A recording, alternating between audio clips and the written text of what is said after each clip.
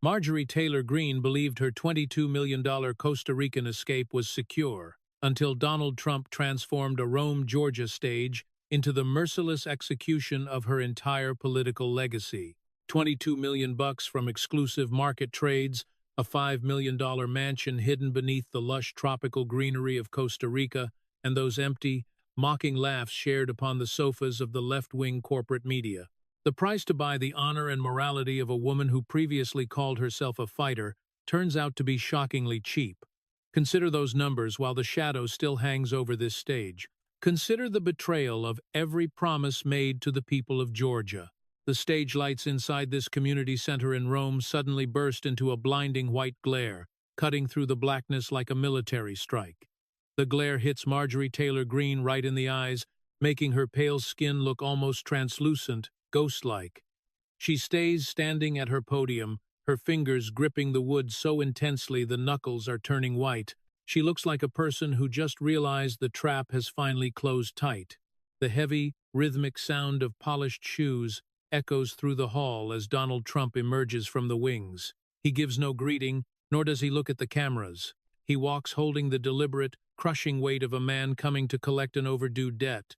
The air in the room vanishes, leaving only the scent of ozone and the electric charge of an approaching disaster.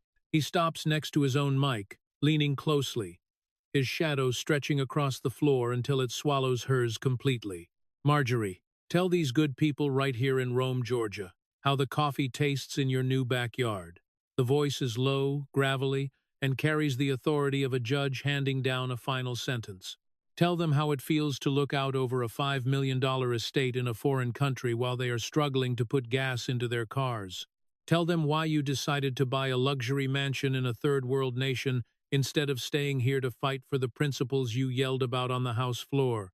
Greene does not shrink back. Instead, she leans into her own mic with a sharp, desperate intensity. She points a trembling finger toward the back of the room, her pitch rising into a shriek that echoes off the rafters. That is a lie, and you know it, Mr. President. This is just a smear campaign funded by Crooked Larry and the people who are jealous of anyone who actually knows how to build something. I have worked as a fighter for this movement since the absolute beginning, and I will not let these fake stories from Business Insider or the deep state operatives tear me down. I sold my house right here in Rome for $1.1 million in a perfectly legal, private real estate deal. I have worked in the construction business my entire life, and I earned every single penny through hard work and grit. I refuse to apologize for being a successful American woman in a country that is supposed to reward success. A cold, mocking chuckle shivers through the speakers on Trump's side of the stage. Successful. You were successful at one thing, Marjorie, and that was cashing out exactly one morning after you secured your lifetime pension from the taxpayers. He turns his head slowly, his eyes fixed on the crowd as if sharing a painful secret with them. She says it's about hard work. But the records showed $22 million from insider stock trades while she sat on those committees. She promises you she is still one of you. But the second things got hard, she quit.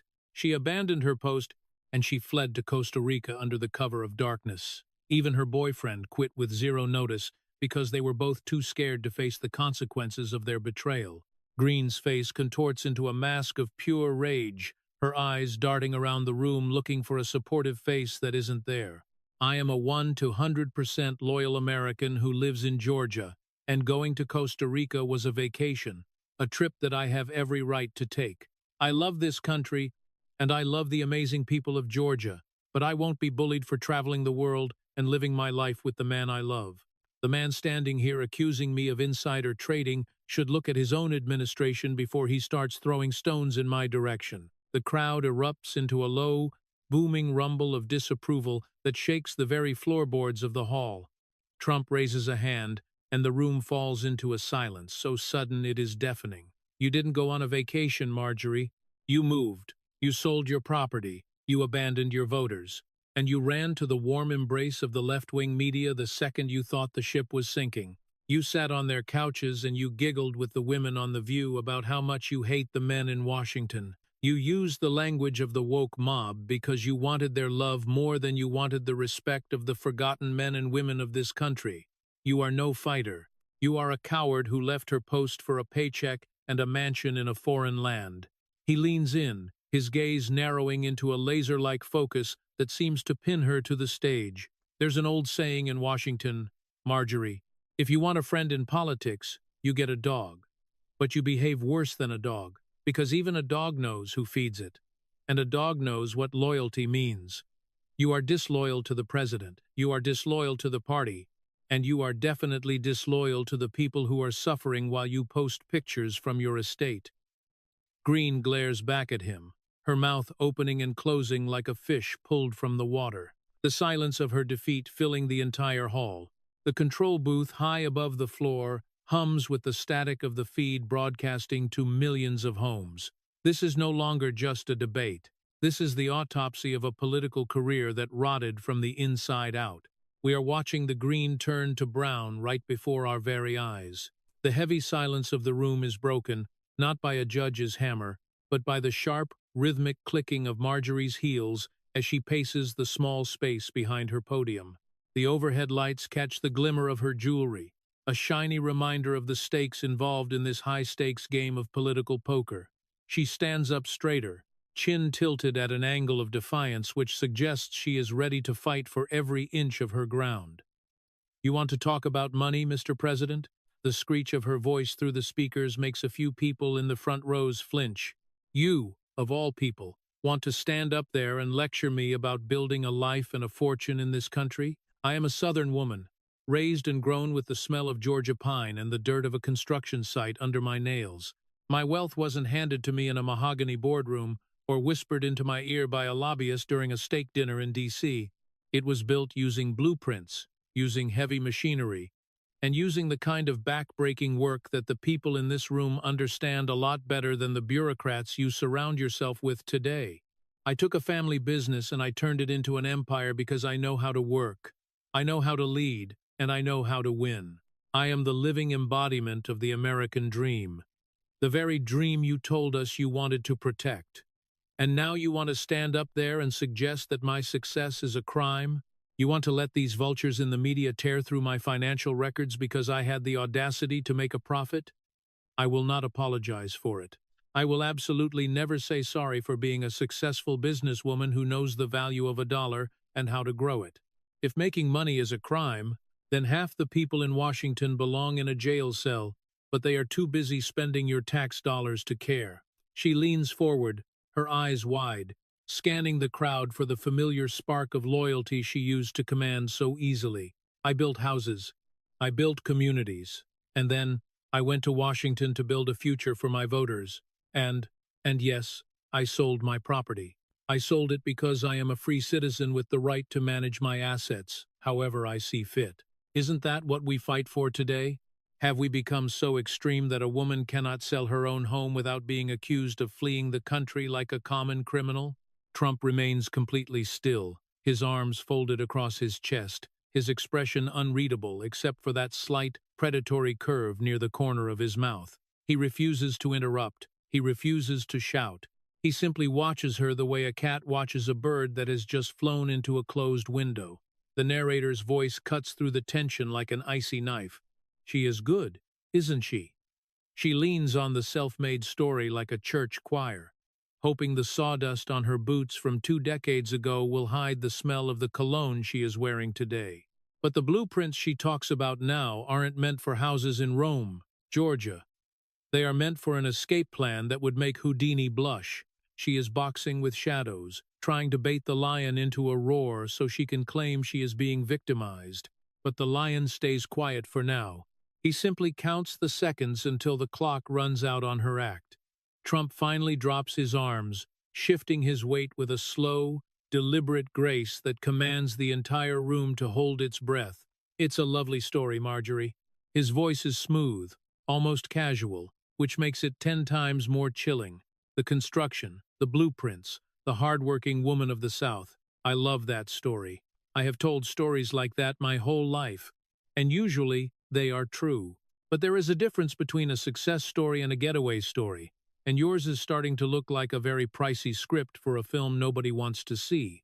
You talk about the American dream, but the American dream usually involves staying inside America to enjoy it. He takes a step closer to the edge of the platform, the lights highlighting the gold of his tie. Help me understand the math, because the folks here are very smart, and they like numbers that add up. You spent your time in Congress talking about the forgotten man, talking about the fight, talking about how the system is rigged, and then suddenly, the minute you lock down that lifetime pension, that gold-plated, taxpayer-funded check that most people in this hall will never even see a piece of, you decide you have had enough. You give up your seat, you pack your bags, and you sell the exact dirt you claimed was your soul. That is a highly convenient time to figure out you are sick of Washington, isn't it? The ink wasn't even dry on your retirement papers before you were looking at real estate listings 5,000 miles away. Greene's teeth grind together, a vein pulsing in her neck as she tries to find a flaw in his argument. I served my time and I did my duty. I don't owe anybody a reason for when I decide to step down. Trump raises a palm, shutting her down with a wave of his wrist. Oh, I think you absolutely do. You owe a reason to the people who stood in lines for hours to vote for a warrior, only to find out their warrior was actually just a property investor looking for a tax shelter. And then there is Brian. Brian Glenn, a talented guy, a journalist, someone who was supposed to be delivering the truth to the American public. He quits with zero prior warning. No 2-week notice, no goodbye show, purely a vanishing act that would make a phantom jealous. And then, what do you know? You are both in Costa Rica, not for a weekend trip, not at a Hilton, but inside a $5 million estate that looks like something straight out of a spy movie. An estate paid for, some folks say, by the $22 million you managed to yank out of the market while you were busy constructing things in D.C. The timing is just so unbelievable, Marjorie. It seems like a financial miracle. You resign, he resigns, the property is sold, and suddenly you are drinking espresso overlooking a secluded compound in a nation where the U.S. government has a very tough time asking questions. The auditorium is so silent now that the hum of the AC sounds like a jet engine. Is that what America first signifies now? Does it mean me first, and then Costa Rica? Because if you wish to depart, you should have simply said so. You could have told these folks, listen, I have made my millions, I have my retirement, and I am tired of Georgia. That would have been truthful, but you didn't do that. You kept putting on the hat. You kept accepting the contributions. And you kept faking being a patriot while you were busy checking the exchange rates for the Costa Rican currency. Greene is trembling now, her hands shaking so badly she has to conceal them behind the lectern. You are distorting everything. I am an American citizen, and I have the liberty to live where I please. I adore Georgia. I will always adore Georgia, but I won't remain here just to be a punching bag for your vanity. Trump lets out a brief, sharp chuckle that fails to reach his eyes. You aren't a punching bag, Marjorie. You're a weather vane. And frankly, you're redoing us a massive favor by exiting. The movement is stronger without people who use patriotism as a branding tool for their next property flip.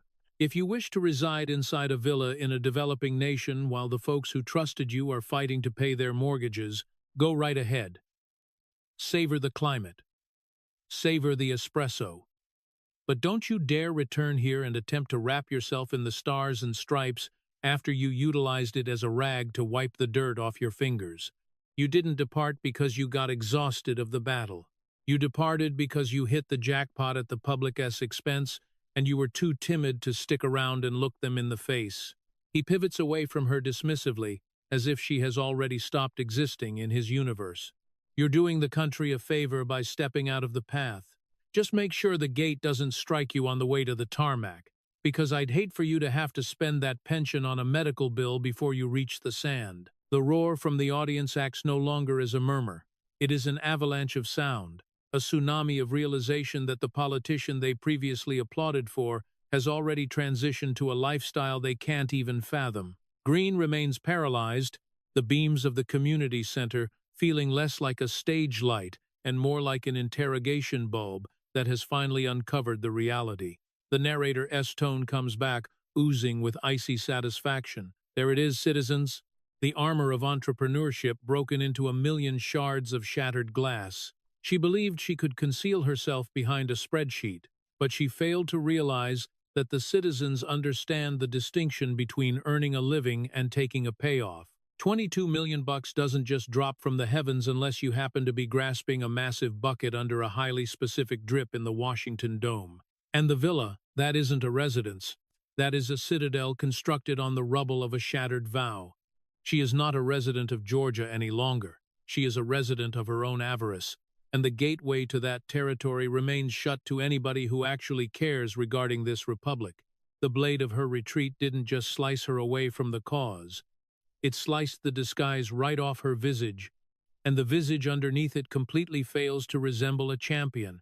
It resembles somebody who has just figured out that in the sport of dedication, she is the sole participant who finished alone. The mood in the community center changes from a freezing cross-examination into something much more poisonous, a thick cloud of political grandstanding and frantic martyrdom. Marjorie Taylor Greene shifts her stance behind the lectern, her gaze tightening as she realizes the accounting book has transformed into a trap. She throws her hair backward, a practiced display of rebellion that appears more like an anxious twitch under the harsh overhead bulbs. The quiet acts no longer as her ally, so she seizes the mic like a rescue rope, her tone lowering into a pitch of rehearsed complaint. "You know, I anticipated this from the press, but I didn't anticipate it from you, Mr. President." She releases a harsh, bitter sigh. But I guess it's simply the way it functions in D.C., isn't it? It is always regarding the males and their pride, always regarding who possesses the largest stage or the most deafening yell. The audience murmurs, a combination of bewilderment and growing anger over the abrupt pivot in rhetoric. I am standing here enduring assaults by a guy I backed, using everything I had, simply because I chose to share my reality with a separate demographic. I am truly exhausted of the ego contests inside Washington, D.C. among the males. I am exhausted of being dictated to where I may travel, who I may converse with, and how I must act just to feed some male dominance fantasy. I visited The View because I wish to speak with females, and I align with females. Thus I feel very secure stating this. I am extremely pleased that I am here with females, because contrary to the hidden chambers of the Congress, there is a truthfulness there that the males in this city are terrified of. The males are the issue in D.C. They are the individuals preoccupied with their personal dominance, while the remainder of us are trying to rescue the Republic.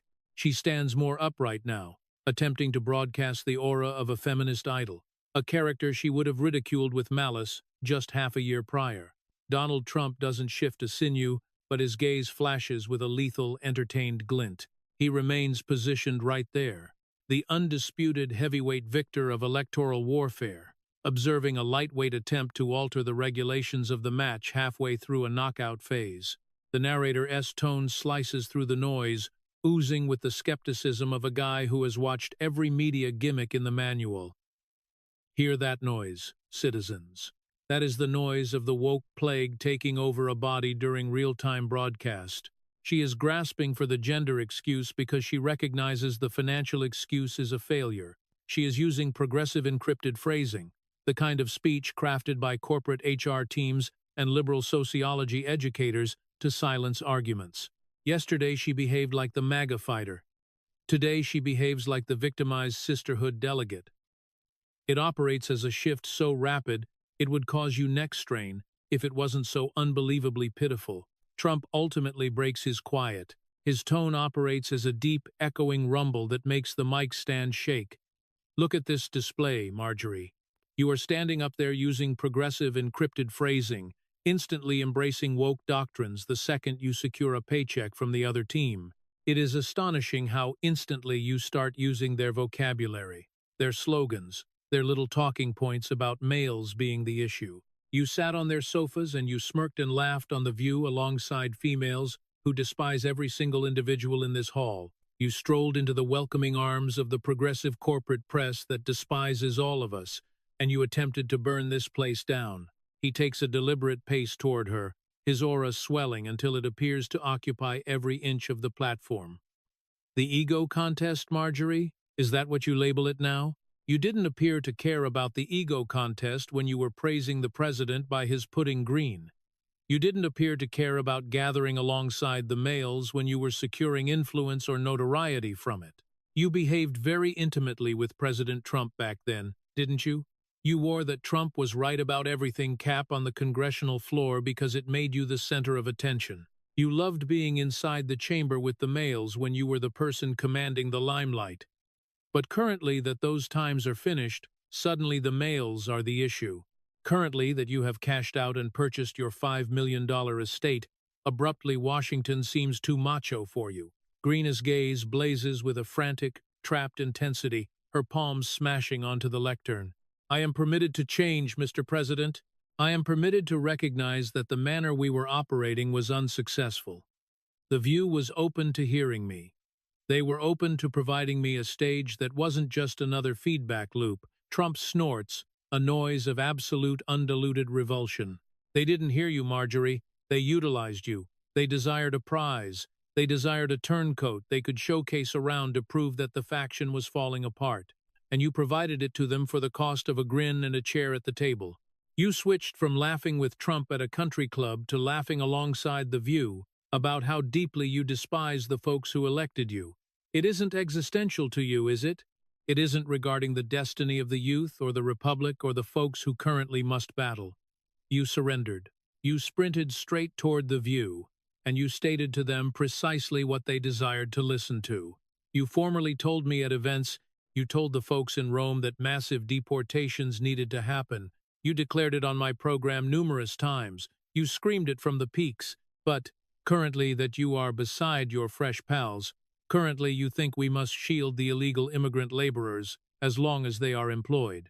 It is astonishing what occurs when you crave the cozy, pampering affection of progressive media. Greene attempts to talk, but the phrases stick in her throat as the audience's quiet transforms into a deep, threatening sneer. She gazes out at the visages of her previous backers, individuals who recall her passion and her pledges, and all she observes is a mirror of her own treason. The narrator leans forward, his tone a secretive murmur. Did you catch that? The second the disguise dropped and exposed the absolute, naked exploitation beneath. She isn't a casualty of an ego contest. She is a casualty of her own urge to be adored by the individuals who detest her. She exchanged her morals for a paycheck inside a villa in Costa Rica, and currently she is attempting to convince you it operated as a mystical voyage into feminism. It acts as an expert lesson concerning the hypocrisies of the establishment. When they require your ballot, they behave like the most courageous warriors on the front lines. When they hold your cash, they are simply exhausted females who wish to discuss their emotions on a daytime program. Trump presses on, his tone acquiring a harsh, rhythmic sharpness. You are praising Nancy Pelosi now, Marjorie. You are highly impressed by her capacity to accomplish tasks, aren't you? Impressed by her capacity to betray my faction, to betray your electors, your citizens. You are impressed by her capacity to push Obamacare through, the very item we have been fighting to dismantle for 10 years. Is that what you discussed over espresso in Costa Rica? How intensely you respect the individuals who are attempting to ruin this republic? Ilhan Omar states she wishes to launch a fresh faction with you, Marjorie. She wishes to invite you into the Democratic faction and rebuild it. That is quite an ally to possess for somebody who purports to be America first. Greene's stance slumps for a split second prior to her pulling herself back straight, an empty shell of the female she previously acted as. I am constructing connections, Mr. President. I am attempting to discover a method to progress without the endless fury and the endless battling. Trump chuckles once again, and this instance the audience participates, a harsh, mocking noise that occupies the auditorium. You aren't constructing connections, Marjorie. You are constructing a getaway door. You feature on CNN repeatedly and repeatedly and repeatedly conducting commentary for them, aiding them in twisting their falsehoods. You behave like a turncoat to this faction, and everybody on both the conservative and the progressive sides detests you now because you hold zero trustworthiness. You ruined yourself, Marjorie, and you executed it for a residence in the tropics and a giggle on an early broadcast. You think you are elevated above us now, don't you? angry typing from your luxurious villa in the developing world, while numerous citizens remain hurting. That is a decision, and it operates as a foul one. He pivots his spine toward her again, staring straight into the primary broadcast lens, his visage a picture of grim resolve. Do not behave like Marjorie, men and women. Whatever you do, uphold your morals, and ensure you avoid selling your spirit for a beautiful landscape. Because, ultimately, it does not matter how beautiful the villa is if the individual living indoors feels like trash. Greene remains isolated under the glare, the reverberation of the chuckling still echoing in her hearing.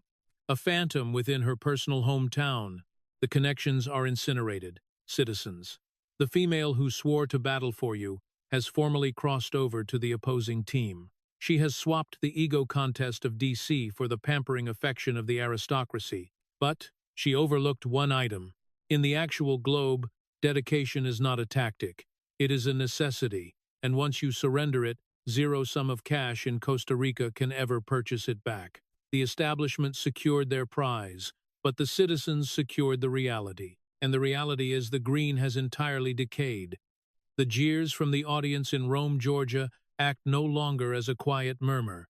They represent a booming barrier of noise that trembles against the walls of the auditorium. Marjorie Taylor Greene winces, her gaze jumping across the ocean of visages that previously watched her with worship, but currently hold only the freezing bite of dismissal. She clutches the borders of the lectern, her joints pale, her lungs expanding as she attempts to find the air to strike back against the guy who made her and currently is dismantling her before the globe. I remain still a lawmaker, Mr. President, and I am required to exist inside the sphere of reality. Her tone fractures on the upper octaves, a sharp, frantic noise that just attracts further ridicule from the bleachers. You cannot just disregard the individuals who actually understand how to swing the mallet and move the dial inside DC. Donald Trump does not even blink. He purely leans toward the mic, bearing the relaxed stance of a guy who has already conquered the debate. The sphere of reality, Marjorie?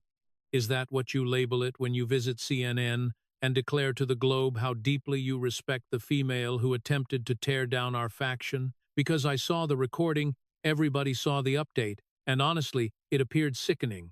Why would you go out of your way to declare you were highly impressed by Nancy Pelosi's capacity to accomplish tasks? Was her initial stint in Washington what truly amazed you? Or was it afterwards when she operated busy betraying my faction and my electors? Are you that amazed by her capacity to destroy the individuals in this hall, the exact citizens you profess to stand for? Greene attempts to interrupt, her palms gesturing defensively as if she could sweep the phrases out of the atmosphere. It functioned as an objective analysis concerning legislative productivity and nothing more. I am not required to adore her to admit that she understands how to manage a coalition. The narrator's tone drifts in, heavy with a mockery that acts like coarse sandpaper on an open cut. Legislative productivity. That is the updated terminology for betraying your own side in the dictionary of the newly awakened. She wants you to assume that she is purely acting as a pupil of the sport, an impartial watcher of the governmental machinery. But we understand otherwise, do we not, citizens? You avoid commending the individual who spent 4 years trying to lock your commander in a cell unless you are searching for a chair at her banquet table. She is not analyzing the sport.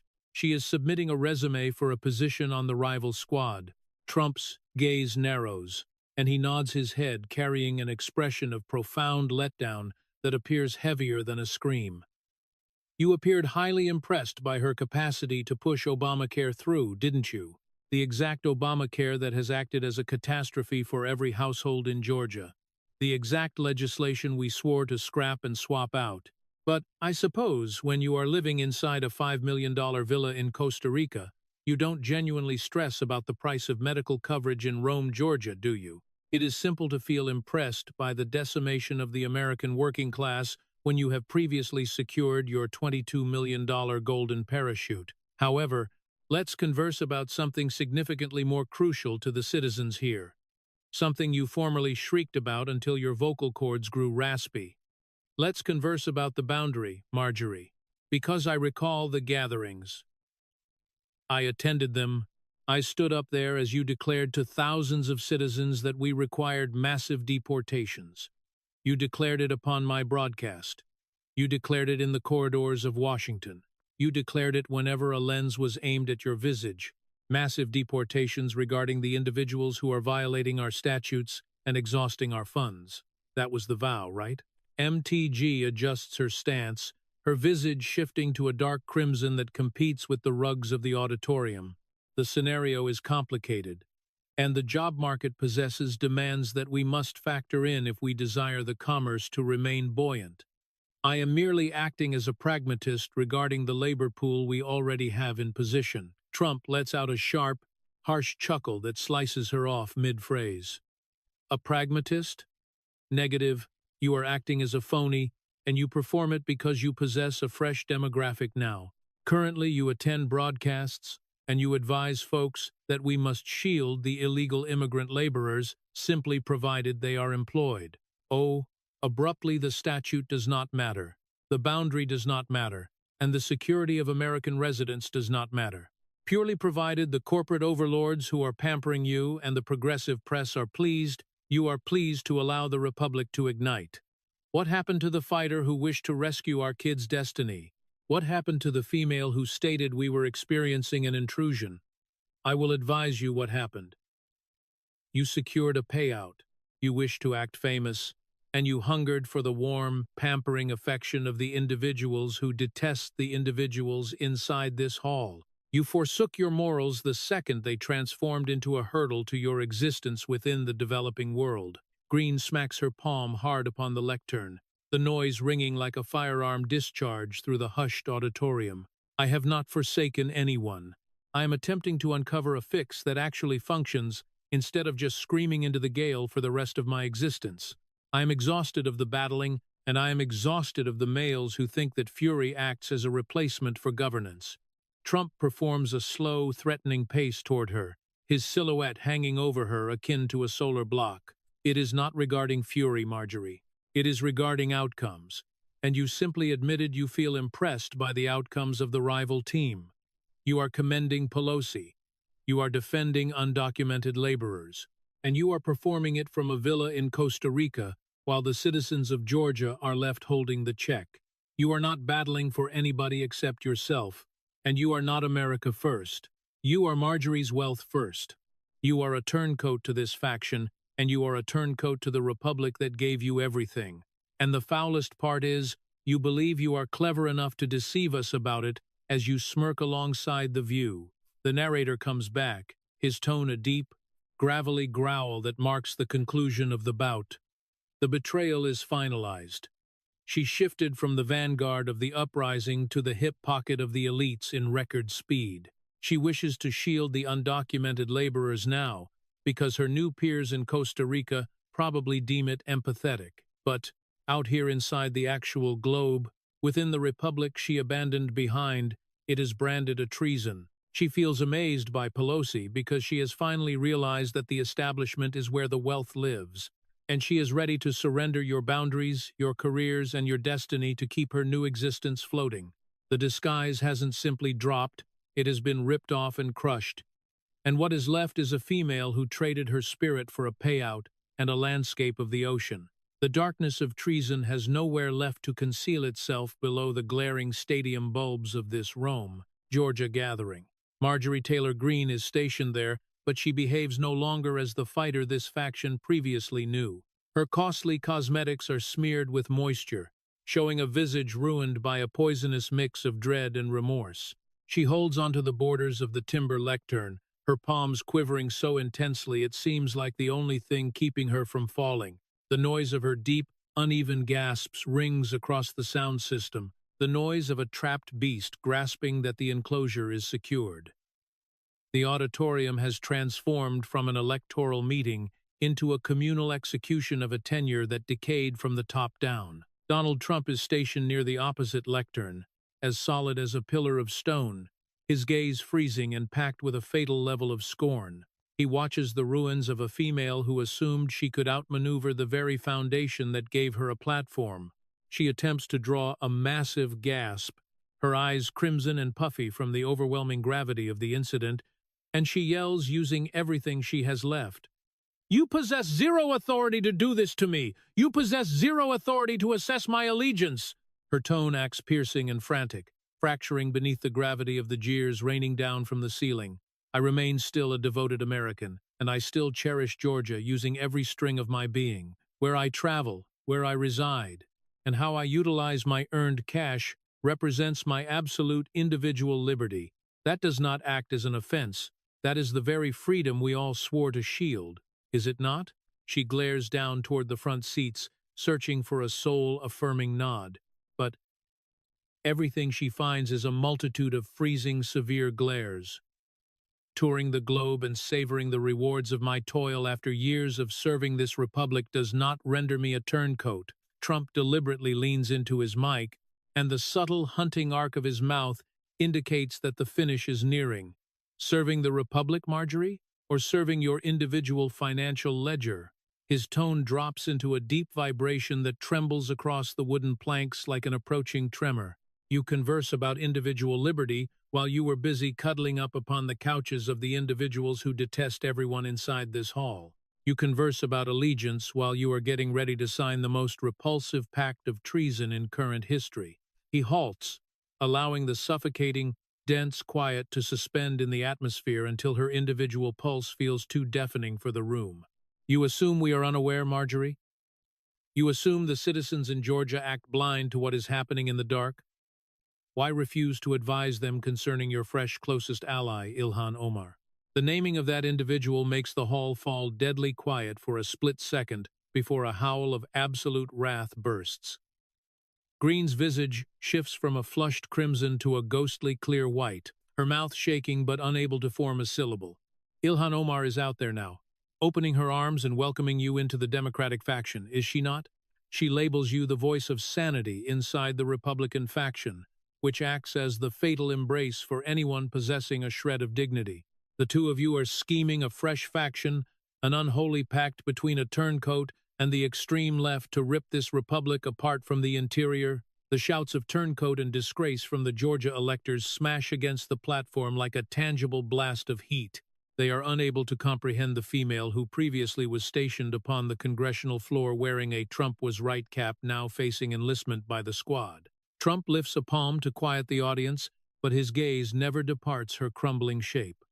You have featured on CNN so frequently lately that I am starting to ponder if they gave you an employee access card and a parking space. You sit up there and you nod along with their falsehoods, allowing them to utilize you like a dull weapon to smash the MAGA faction.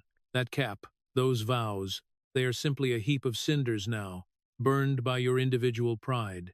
You behave as no fighter anymore, Marjorie. You are a prize for the deep state, a worthless instrument they use to assault the individuals who put you into influence. You exchange the dedicated electors of Rome for a stroke on the head from Nancy Pelosi and a nod from Ilhan Omar. That is the absolute lowest floor of the well of treason, a location so black that no $5 million villa in Costa Rica can provide enough illumination to hide your disgrace.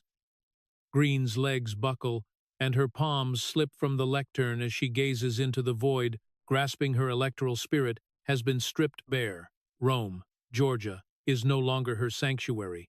It is the place where her double-dealing finally met its match. The narrator's tone comes back, smooth and cutting like a blade, fastening the cover upon the casket. There is no recovering from this, citizens. When you swap the individuals who gave you everything for the cheers of the individuals who wish to destroy them, you are terminated. She assumed she was engaging in a high-stakes match of strategy, but she overlooked that inside this faction, dedication acts as the only asset that counts.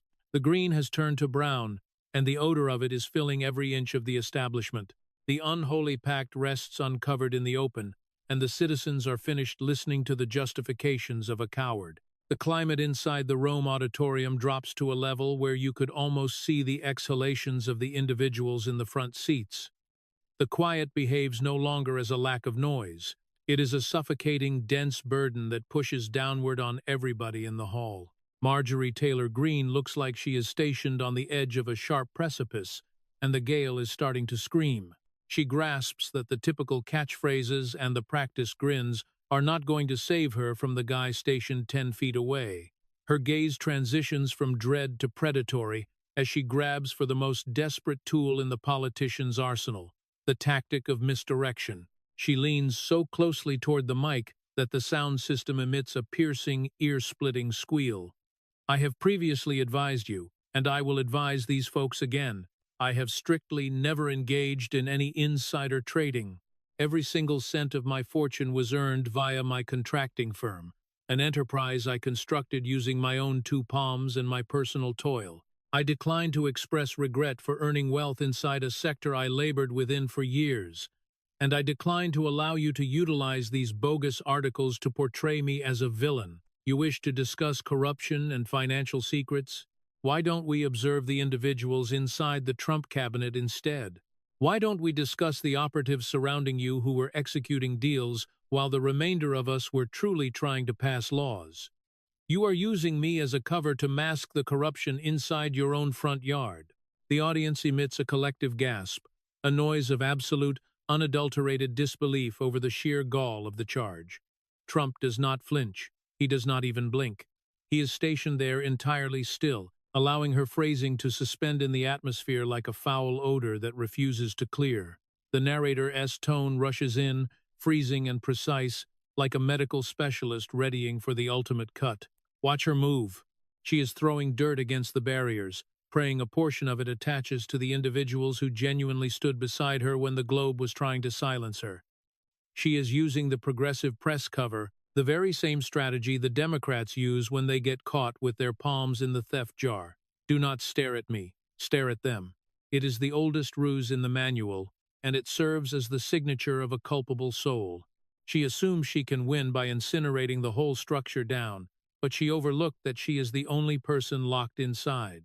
Trump finally shifts, stepping toward the exact border of his lectern, his tone lowering into a pitch that is silent, lethal, and absolute. It is a dirty tactic, Marjorie, to assault the individuals who labored for the Republic while you were busy manipulating the financial markets. It operates as a coward's tactic, and it is precisely why the bogus news press is destined to adore you come tomorrow morning. You are providing them exactly what they crave.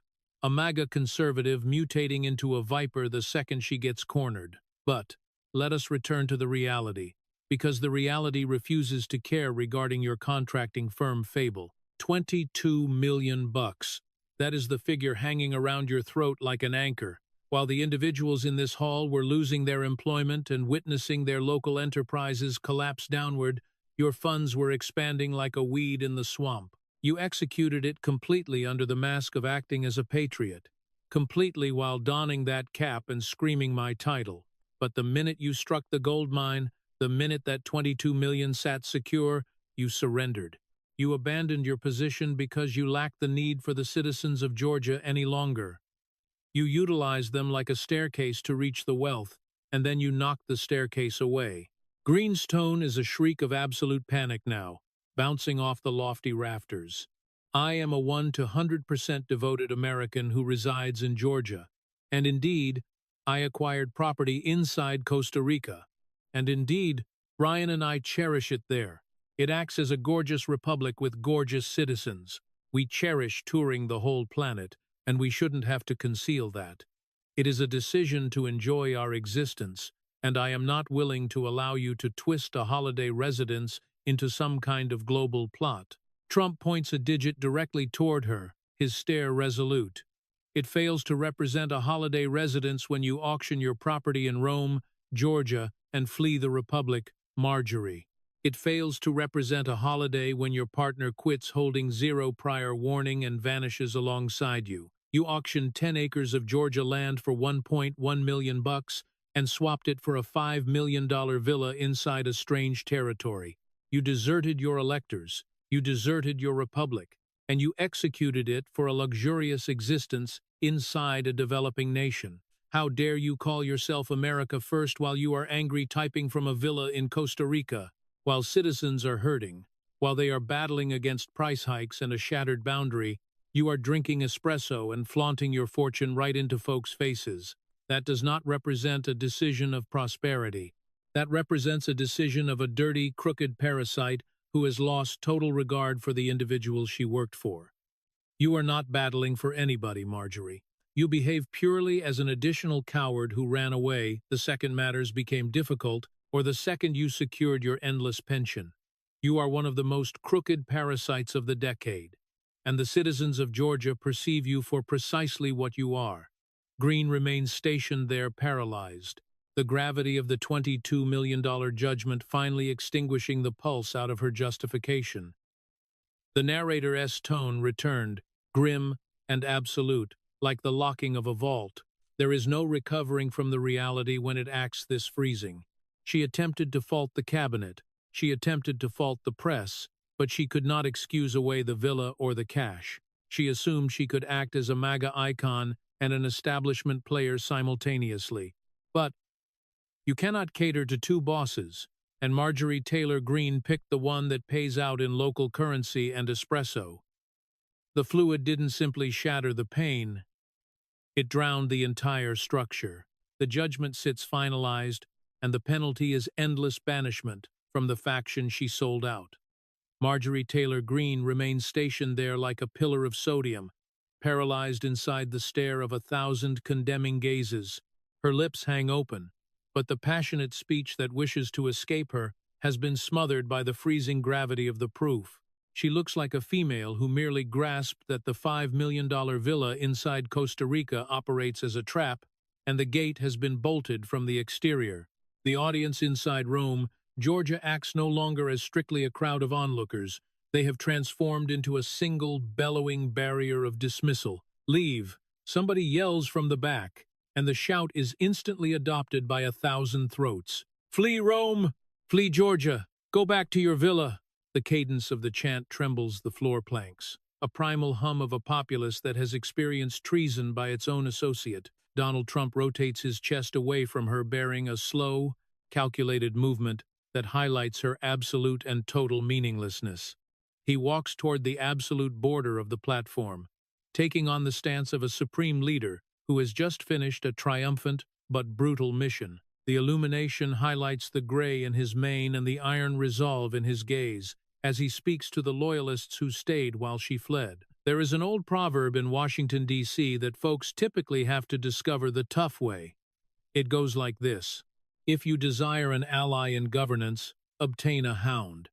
Because a hound understands allegiance. They refuse to inspect the financial markets before they choose to swing their tails for you. They refuse to betray their group for a payout and a landscape of the Pacific Ocean. But Marjorie Taylor Greene behaves worse than a hound. Marjorie Taylor Greene is not dedicated to the commander. She is not dedicated to her faction, and she is truly not dedicated to anybody except herself. The minute she got the opportunity to sprint toward the welcoming arms of progressive corporate press that detests every single individual inside this hall, she grabbed it. She failed to purely stroll into their broadcast. She sat upon their knees, and she smirked, and she laughed while they attempted to incinerate this place completely. She assumed she was acting famous. She assumed she was experiencing embrace by the elites, but she was truly purely displaying to us her actual character. I was extremely intimate with her. We functioned very closely, and she was flattering the commander more than nearly anybody. She donned that Trump was right about everything cap upon the congressional floor because she wanted you to assume she operated as a warrior. But was I accurate about this when I started labeling her Marjorie Traitor Brown? I believe the citizens of Rome know the response to that. We call her that because green shifts to brown when it decays, and Marjorie has decayed strictly before our gazes. She is a dirty turncoat to our republic, and there is zero alternative method to express it. You see, she assumed she could hold it both ways. She assumed she could gather $22 million inside stock manipulation while pretending to operate as a MAGA conservative. She assumed she could contradict the commander at every corner and then weep victim and escape the republic the minute the temperature grew too severe. She relinquished her position, she auctioned her residence, and her partner relinquished holding zero prior warning because they were collectively terrified of the reality. But the sole individual that she genuinely ruined was herself and her individual trustworthiness. Now everyone detests her on both the conservative and the progressive sides, and that is a extremely isolated spot to hold. If you acted America first, you would remain here and you would battle for those morals even when it becomes difficult. You fail to resign the morning after you secure your endless pension and then journey to purchase massive estates inside developing foreign republics. That is not battling for anybody.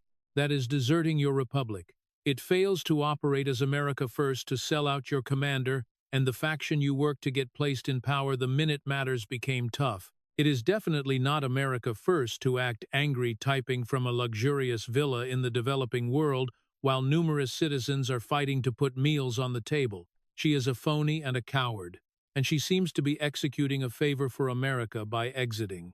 Her tenure inside this faction and her tenure inside this city is formally finished. She incinerated her cap, she incinerated her connection, and she incinerated the faith of the greatest citizens inside this republic. Trump waves toward the doorway, a final, grand movement that dictates the atmosphere inside the auditorium. Do not behave like Marjorie Taylor Greene, men and women. Ensure you uphold your morals, and ensure you recognize that a culpable spirit doesn't feel any better simply because you are resting inside a villa. She feels like trash because she opted to act like trash. And 0 degree of Costa Rican daylight is destined to alter that. Greene remains stationed inside the middle of the platform, her electoral existence terminating not with an explosion, but with the empty quiet of a female who traded her spirit for a landscape she will never truly enjoy. Trump strolls off the platform to a roaring applause that threatens to blow the ceiling off the structure, abandoning the turncoat within the darkness.